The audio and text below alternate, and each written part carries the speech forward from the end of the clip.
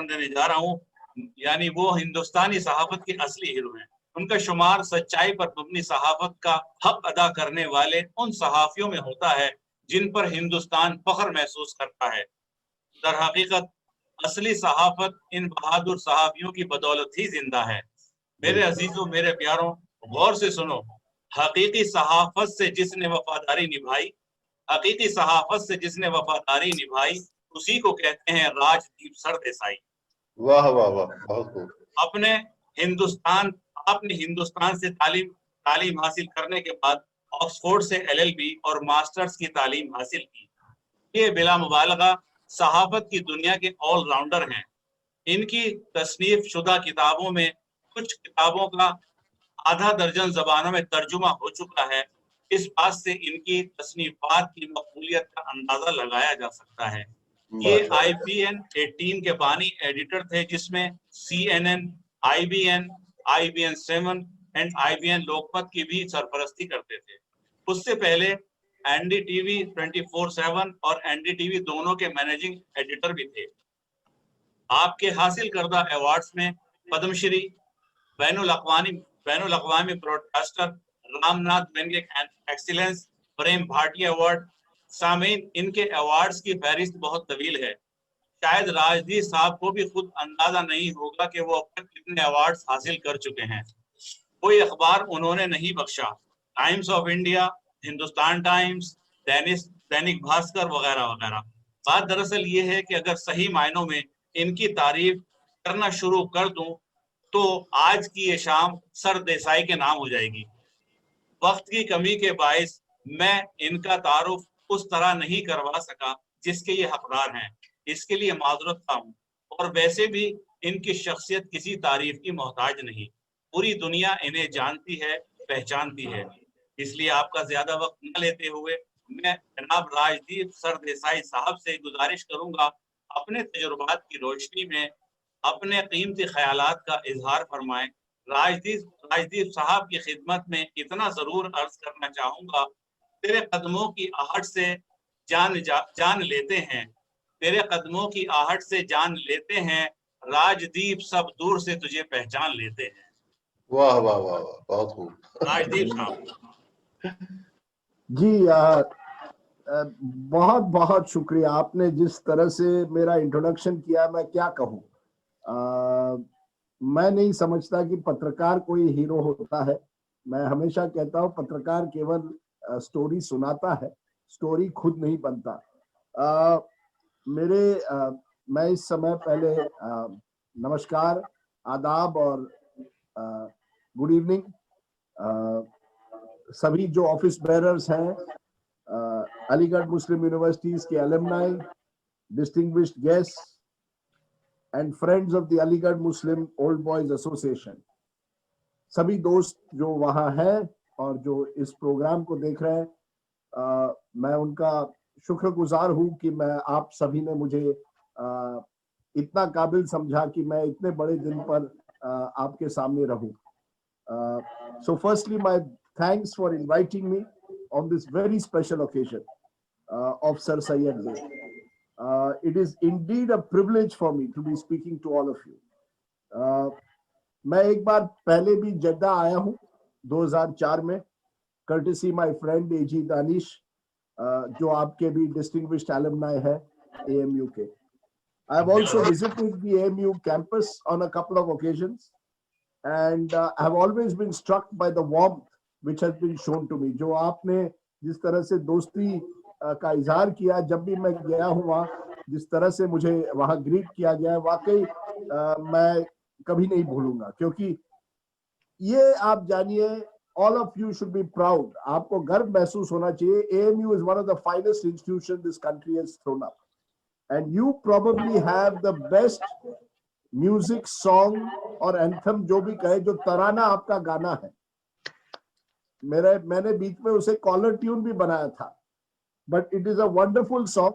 So whatever else you have the best song, ये आप जानिए। यूनिवर्सिटीज आते रहेंगे जाते रहेंगे, but you have the best song of any university. That so many of you have spread your wings so far and wide, कितने दूर दरार तक आप गए हो, is a real tribute to your college. The spirit of any university, एक जो जान होती है किसी भी यूनिवर्सिटी की, वो होती है कि आप दूर दराज जाके अपना नाम पहचान बना पाए, लेकिन फिर भी आपकी जो कनेक्ट है अपने यूनिवर्सिटी के साथ वो बरकरार रहती है. And I salute you for being able to do such a very creditable function and alumni old boy association year after year. जब मैंने दानिश भाई से पूछा कि मैं किस चीज पर बात करूं, तो उन्होंने कहा why don't you speak on Indian democracy 2047, कि 100 साल सर सैयद के होने हैं या 100 साल हमारे डेमोक्रेसी के होने हैं. Why don't you give us a sense कि 2047 में, in 2047, where will India be 100 years after independence? I thought about it, मैंने सोचा इसके बारे में, and then decided that maybe it is not wise to look into the future in the times in which we live. इतना आगे कौन देखेगा? You know, if there is one thing that 2020 and COVID-19 should teach all of us, is live in the present, because the future is uncertain. इसी समय में रहना है, हर दिन को एक तरह से जीना है. Don't worry about tomorrow. जिंदगी एक सफर है सुहाना, यहाँ कल क्या हो किसने जाना. एंड आई से this because if you started this year of 2020, कौन सोचता कि ग्लोबल पेंडेमिक होगा, दुनिया बदलेगी, हम सब लॉकडाउन में रहेंगे और एक तरह से दुनिया की तस्वीर बदल जाएगी. इस साल के शुरुआत में India Today asked me to write a piece. Please write a piece, they said, called India Today magazine, Future Shock. They said कि 2030 में भारत की क्या तस्वीर रहेगी in politics.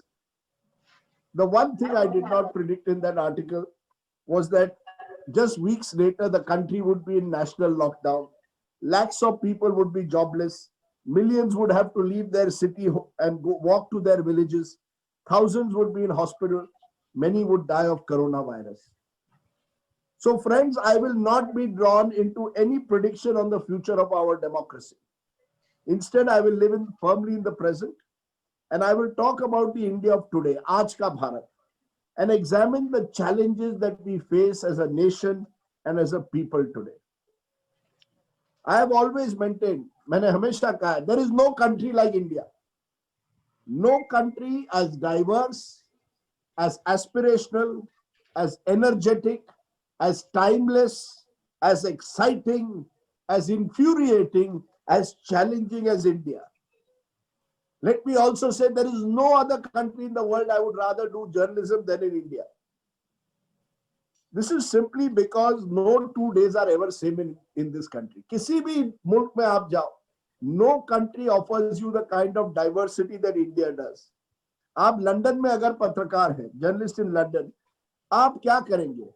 एक दिन देखेंगे आसमान में बारिश होने वाली है या नहीं, दूसरे दिन देखेंगे कि आज सूरज निकला है या नहीं.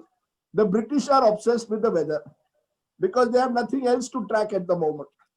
On the other hand, in India, you are swept by a tidal wave of news every day.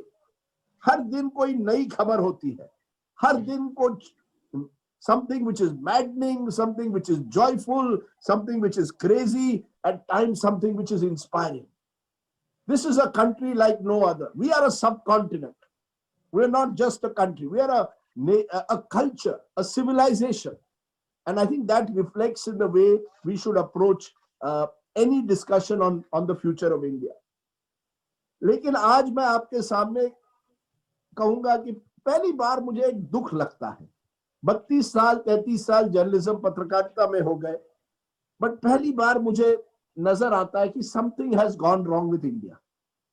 कुछ ऐसी चीज हुई है where someone has turned off the switch किसी ने टर्न ऑफ कर दिया है, in a manner that there is a gloomy air that has darkened the idea of India.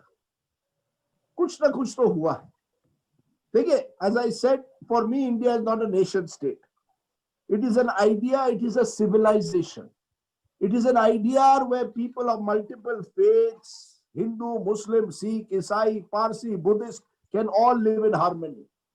Where people of multiple languages, you can speak Malayalam, you can speak Tamil, you can speak Kannada, Maharashtrian, Punjabi, Marathi, you can speak Bengali, you can speak every language that you want. It is a country of completely diverse regions. Bihar to Kerala, from Assam to Kashmir, from Maharashtra to Odisha, the landscape changes, the people change. This idea of India has never been perfect. I don't claim that this is a perfect idea. In the 73 years since independence, we have suffered from conflict. हमारे देश में दंगे हुए हैं, conflict हुए हैं. We are a country of inequalities. बहुत divide है हमारे देश में. आर्थिक स्थिति को लेकर गरीबी अभी भी है. So inequalities exist. The top 1% of India's wealth, the top 1% of India's rich account for more than 60% of its wealth. That is the harsh reality. तो ये सब है. We are not a perfect society. And yet मुझे हमेशा लगा था कि इस देश का जो ग्लास है वो half full है. There is enough water in it to give us a sense of energy. For all the wrongs, all the evils around us, जो भी खराबियां थी हमारे समाज में, there was a spirit of positive energy and optimism that in a sense was always there. That has gone missing. वो कहीं खो गया है. In my case, the optimism, my friends, is replaced today by a sense of anger, एक गुस्सा आता है, and a sense of disillusionment. एक उदासीनता है. I was asked at a recent book event, एक किताब के इवेंट में मुझे किसी ने पूछा, राजदीप सरदेसाई आपको इतना गुस्सा क्यों आता है? तो मैंने कहा मैं आपको बताऊंगा और मैं आज आपको भी बताना चाहता हूं. When an 83-year-old Catholic priest who has spent decades working among the poorest tribals of the country is arrested under anti-terror laws, jailed and accused of being a Maoist financer, I am angry. 83 साल का Father Stan Swami, arrested, picked up overnight, comes from my college, completely decent man, has spent all his life working among the poorest of the poor. उसे आप arrest करते हैं, गुस्सा आता है. When young student activists are dubbed anti-national and arrested for their political convictions, I am angry. आप arrest करते हैं क्योंकि आपको उनकी राजनीति पसंद नहीं है. आप अरेस्ट करते हैं क्योंकि आपको लगता है कि जो भाषणबाजी उनकी हो रही है वो देश के खिलाफ है. आप उनको सीधे यूएपीए में 23 साल, 25 साल, 27 साल के बच्चों को आप अरेस्ट करते हैं. गुस्सा आता है. When an iconic brand of Indian jewelry is forced to withdraw an advertisement on interfaith marriage because of a toxic social media campaign, I am angry. क्या वजह है?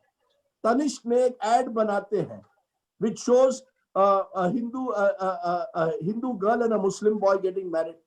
The ad is withdrawn. Why? और वो भी टाटा जैसे बड़े brand की add. गुस्सा आता है. When lakhs of migrants are forced to walk home in the peak summer heat and the government calls it fake news, I am angry. ये fake news है. ये पिक्चर आपने जो हमने दिखाए हफ्तों भर, ये क्या फेक थे? लोग सैकड़ों मील अपने घर जा रहे थे बगैर अपने एक छोटे से बैग लेकर, अपने बच्चे अपने साथ साथ, कोई साइकिल पर अपने पिताजी को लेकर जा रहे हैं हजारों किलोमीटर. गुस्सा आता है. When journalists are charged with sedition or jailed for reporting stories that expose government failings, I am angry. आप पत्रकार को अरेस्ट करते हैं. अगर हम कोई स्टोरी दिखाए तो आप कहते हैं हम आपके खिलाफ सेडिशन का मुकाबला लगाएंगे. गुस्सा आता है. उत्तर प्रदेश में देखिए, कोई मिड डे मील में स्कीम को एक्सपोज करता है, उस पत्रकार को आप जेल में डालते हैं. मुझे गुस्सा आता है. I am angry when a farmer's suicide in this country becomes a statistic, but when the suicide of an actor becomes a daily soap opera. किसान आत्महत्या करता है, कोई नहीं देखता, लेकिन कोई एक्टर आत्महत्या करता है, दिन पर दिन 2-3 महीने तक ये चलता रहता है एक सोप ऑपेरा टीवी पर. गुस्सा आता है. When large tracts of beautiful and eco-sensitive land in my hometown of Goa are being destroyed for construction, गुस्सा आता है कि क्या हमारे पर्यावरण से हमारा कोई नाता है या नहीं. हमें गुस्सा आता है. When the killers of Akhlaq, who was lynched a few years ago in 2015, मैं देखता हूं कि वो फ्रंट रो में पॉलिटिकल रैली में बैठे 4-5 साल पहले, मुख्यमंत्री उनका एक तरह से सत्कार कर रहे हैं. गुस्सा आता है कि वो किलर जो है वो बिल्कुल बेल पर निकल गए हैं। When a beautiful Kashmir remains caught in frozen turbulence, की गोली वहां चलती है, जहां टूरिज्म होना चाहिए वहां बिल्कुल कर्फ्यू का माहौल है, गुस्सा आता है। When 88 women in India are raped everywhere, every day, 88 women are raped every day, गुस्सा आता है। जब 12:30 बजे रात को डीएम कहता है दलित परिवार को, चलिए आपकी बेटी का अभी अंतिम संस्कार करेंगे, बगैर उनको देखे हुए, गुस्सा आता है। When a handful of people monopolize the resources of this great country while millions remain below the poverty line, गुस्सा आता है।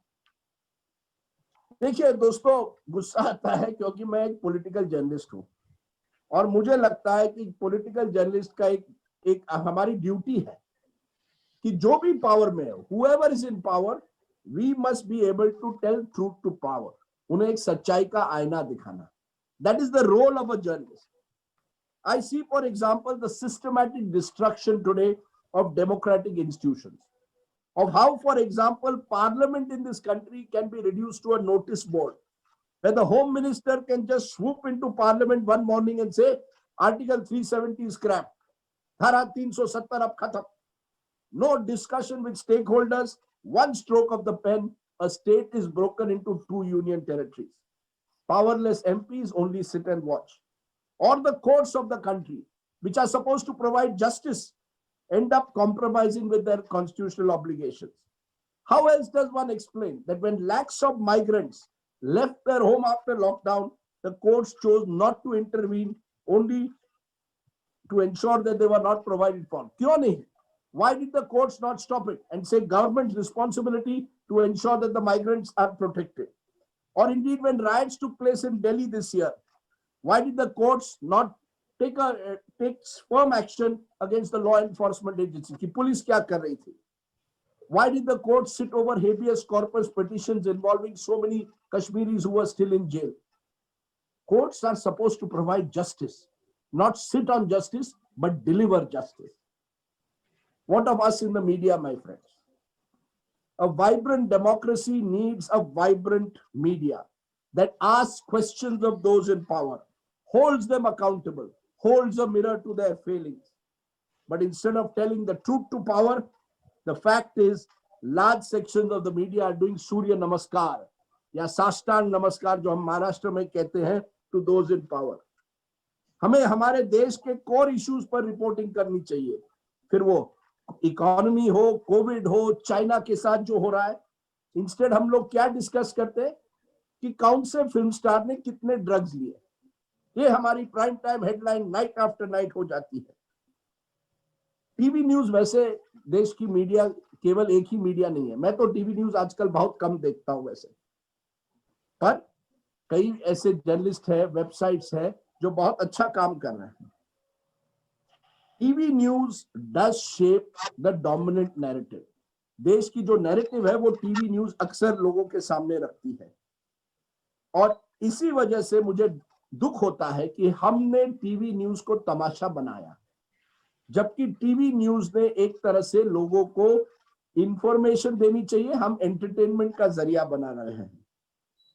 मैंने इतने सालों में ऐसी मीडिया नहीं देखी टीवी पर जो सरकार को सवाल पूछने के बगैर विपक्ष को आजकल सवाल पूछती। हमारी जो ये रीढ़ की हड्डी है ना, we have lost it. We have lost our spine. But let me say this today, my friends. Nothing angers me more as a journalist, and most importantly as a proud Indian citizen and human being, than the growing mainstreaming and legitimization of communal mindsets. ये जो सांप्रदायिकता का एक भूत हमारे system में चढ़ा है, that is what should make us even more angry. मैं एक यंग पत्रकार कहिए था, 90 के दशक में मुंबई में था, when communal riots took place, 92-93 के जब दंगे हुए थे। मैंने वो दंगे देखे, मैंने उन पर रिपोर्टिंग की, मैंने उन पर किताब लिखी, and I saw how Mumbai was broken apart by those riots. मेरे लिए वो एक वेकअप कॉल था कि ये मुंबई जिसे हम कहते थे कॉस्मोपॉलिटन है, उसमें हिंदू मुस्लिम की बहुत बड़ी दरार बनी हुई है वहां। मुझे लगा कि जो मुंबई में हुआ एक हादसा है, एक ऐसे कभी कभी होते हैं दंगे, वैसे जैसे लोग कहते हैं ना कि होश एक एक्सीडेंट था। मुझे लगा कहीं क्या सोसाइटी में, समाज में कुछ ऐसी चीज हो गई है जिसकी वजह से समाज विभाजित हो गया, लोग वापस एक दूसरे के साथ मिलजुल कर रहेंगे। मैं आज कहना चाहता हूं आपको मेरे दोस्तों, that the poison which I saw in Mumbai in the early 90s has today spread across India. I see it on social media, on Facebook, in WhatsApp groups, in newsrooms and social gatherings. What was seen to be marginal is now official. Our religious identity seems to determine our sense of citizenship. 73 years ago, India was partitioned geographically. Today, our minds have got partitioned. How can anyone explain to me the response to an advertisement that celebrates love and marriage? How can a Hindu-Muslim marriage be called a love jihad? Can love ever be weaponized? Love must rise above all boundaries. We cannot succumb to either Hindu or Muslim fundamentalists. Neither of them have any place, I believe, in today's India. I believe and still believe in civic nationalism based on principles of tolerance, of pluralism, of human dignity. इंसानियत के दायरे में हमें अपनी राष्ट्रवाद, हम बात करते हैं राष्ट्रवाद की, राष्ट्रवाद इंसानियत से जुड़ा होना चाहिए, किसी संप्रदाय या किसी एक समाज के साथ नहीं. Very good. Unfortunately, our ruling elite and our cheerleaders of the ruling elite seem to believe in intolerance, majoritarianism, religious assertion. मैं आज यहाँ बैठकर किसी एक व्यक्ति को या किसी एक पार्टी को I will not hold responsible for what has gone wrong. It is the collective failure of our leadership over the years, of our civil society also, especially the middle class, that has got trapped in these cultural and religious wars. I really sometimes feel that we have failed the great Indians of the 20th century, from Gandhi to Tagore. इन्होंने एक सपना देखा था. They were dreamers. शायद वो एक ऐसे जमाने में थे जहां चुनाव नहीं थे, तो उनको वोट बैंक की राजनीति नहीं करनी पड़ती थी. आजकल वोट बैंक की राजनीति पड़ती है. When I go to vote, I don't go to vote as an Indian. I go to vote as a Hindu, a Muslim, a Dalit, a Yadav, a Rajbhar. Community divide हुआ. In an ideal world, I believe I would like to see an India which is not based on majority versus minority, but on individual rights as guaranteed by our constitution. I want to be positive despite my anger, which is why I want to say this today. Indians are the most hardworking, enterprising people in the world. हम मेहनत करते हैं. हर व्यक्ति चाहता है कि अपने बच्चों की जिंदगी उससे अच्छी हो, उनसे बेहतर हो. And for that we are willing to do anything. Then whether today you are in Jeddah or in Saudi Arabia, whether you are in United States, any corner of the world, to my mind, Indians are second to none. आप कहीं भी जाइए आज. Look at the inspirational figures that we are throwing up. Look at an Azim Premji. किस तरह से उन्होंने एक तरह से एक philanthropist है जिन्होंने आधी अपनी जो wealth है, अपने जो जायदाद है, समाज के लिए दी है. Look at a Narayan Murthy, built an Infosys into this great company but still lives a very simple life. कभी मिलिए ईला भट्ट से, एक महिला जो है 80 साल से के ऊपर है, 50 साल से महिलाओं के लिए काम कर रही है. हमारे देश में कई ऐसे लोग हैं जो दिन रात मेहनत करके पर्यावरण को बचाने की कोशिश कर रहे हैं. Doctors who are at the cutting edge of medicine, look at what the work they are doing. Tech professionals who are heading global brands, NGOs working among the poor and destitute, and of course our great sports persons. फिर वो PV Sindhu हो, विराट कोहली हो, look at how the heights which they have reached. To my mind, we can ignite the dreams of 1 billion people. For that, we need a civil society, each and every one of us, to reclaim our sense of citizenship. हमारी नागरिकता जो है, उसे हमें वापस एक तरह से करना है. और वो तभी होगा जब हम हमारी आवाज बुलंद करेंगे। हम जब भी नाइंसाफी होगी उसके खिलाफ एक तरह से हमारी आवाज उठाएंगे। हम कुछ भी छोटी सी चीज कर सकते हैं लोगों के लिए जिससे लोगों की जिंदगी बदले, हमारे पड़ोस की जिंदगी बदले। भले ही देश ना बदले, पड़ोस तो बदलना चाहिए, पड़ोसी को बदलना चाहिए। हमारे नेताओं पर आप भरोसा मत करिए। We need to become better citizens first. I am sometimes asked the question, my friends, कि आप ये न्यूज तमाशा हो रहा है, आप कैसे इतने सालों तक कर रहे हैं? इतनी हमेशा नेगेटिव न्यूज होती है, आप क्यों कर रहे हैं? और मेरा उसमें एक जवाब है कि ये जितनी भी बैड न्यूज है उस बीच में हमेशा इस देश में गुड न्यूज की रोशनी अभी भी है, जिंदा है, क्योंकि इस देश में अच्छे लोग बुरे लोगों से ज्यादा है। Very good. Maybe one day we will start a good news channel where we can highlight the role models, achievers, the good news that makes India a better place. बेशक। You may have noticed or not noticed, I have not mentioned Prime Minister Modi or any political figure. मैंने भाषण दिया है, किसी को मैंने का नाम नहीं दिया है. That was deliberate. It is my belief that individuals, however powerful and charismatic, will not shape the future of this great country. Politicians आते रहेंगे, जाते रहेंगे. India must be shaped by the collective efforts of each and every one of us who are proud Indians. हमारा जो संविधान है कहता है we the people, हम जो नागरिक हैं, वो नहीं कहता वो जो नेता है. So in a way, the challenge is not to speak of netas. The challenge for our democracy is to speak as one, as Indians. We have to speak as a collective, as citizens, not as Hindus or Muslims or communities or castes.